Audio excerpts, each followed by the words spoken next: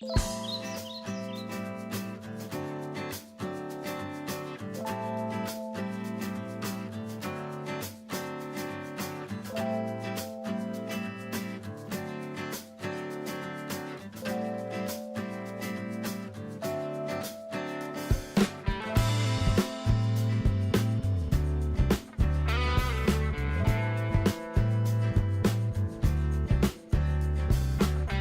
Anjou, Chalonnes-sur-Loire abrite la plus grande île fluviale du Val-de-Loire inscrit au patrimoine mondial de l'UNESCO. L'île de Chalonnes bénéficie d'une richesse naturelle et paysagère unique. Pour la valoriser, l'agence d'urbanisme de la région angevine a demandé à 2 groupes d'étudiants issus de disciplines complémentaires d'imaginer pour l'île des projets à vocation tant nourricière que récréative. Ce travail a été réalisé dans le cadre du laboratoire ligérien Habiter l'eau, conduit par la mission Val-de-Loire Patrimoine Mondial, avec l'agence d'urbanisme de la région angevine. Sur l'île, il y a un très grand nombre d'unités paysagères différentes qui en font une très belle île de Loire. C'est une île riche en termes d'agriculture, qui a connu une histoire agricole très forte et qu'il serait intéressant de revaloriser. On a constaté qu'il y a une réelle demande des habitants de l'île de retrouver une agriculture et une production de fruits et légumes locaux, notamment avec le marché de Chalonnes qui n'a plus d'arrivage local de fruits et légumes aujourd'hui. Nous avons identifié 7 lieux potentiels de projet que l'on pourrait essayer de montrer au travers de ces rives, les rives de la Loire, qui permettent d'observer, de contempler, mais aussi de vivre en fonction des saisons et des variations du niveau de la Loire. Également, un lieu qui est très intéressant, c'est celui des boires, ces fameux bras de Loire qui permettent de gérer les eaux, mais qui sont très intéressants en termes de biodiversité. Le 3e lieu pour nous emblématique est celui de la Basse-Île, qui représente une île sur l'île, une île habitée. Et pour nous, ça serait intéressant d'essayer de repenser la question d'habiter la Loire et habiter l'île, mais aussi d'avoir une réflexion sur des jardins dans son pourtour et en lisière de cette île. Sur la question de la production alimentaire, voici un projet qui redonne toute sa place au maraîchage. Le projet Hub est un projet qui répond à plusieurs enjeux que nous avons déterminés avec notre diagnostic. Donc il s'oriente autour d'un rond-point qui sera installé sur la nationale, qui permettra de fluidifier et de casser la vitesse du trafic routier.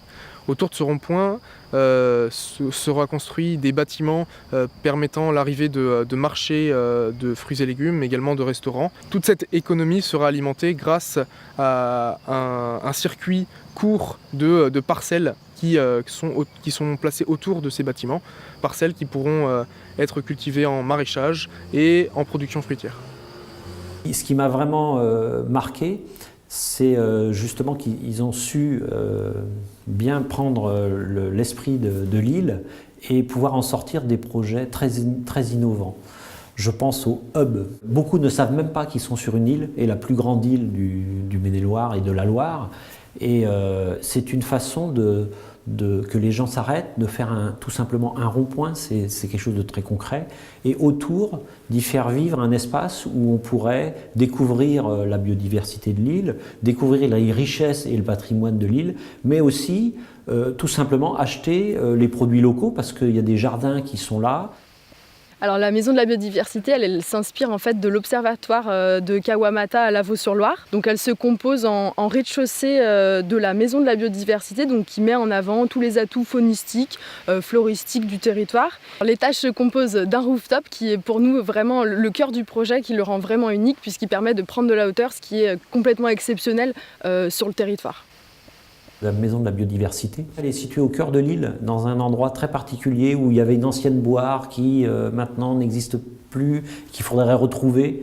Et donc c'est déjà recapter un territoire et y faire une maison où on puisse découvrir toute la biodiversité de l'île. Donc c'est déjà une grande richesse pour les écoles, pour les passants, pour les touristes, c'est très intéressant, et pour les Chalonnais bien sûr aussi.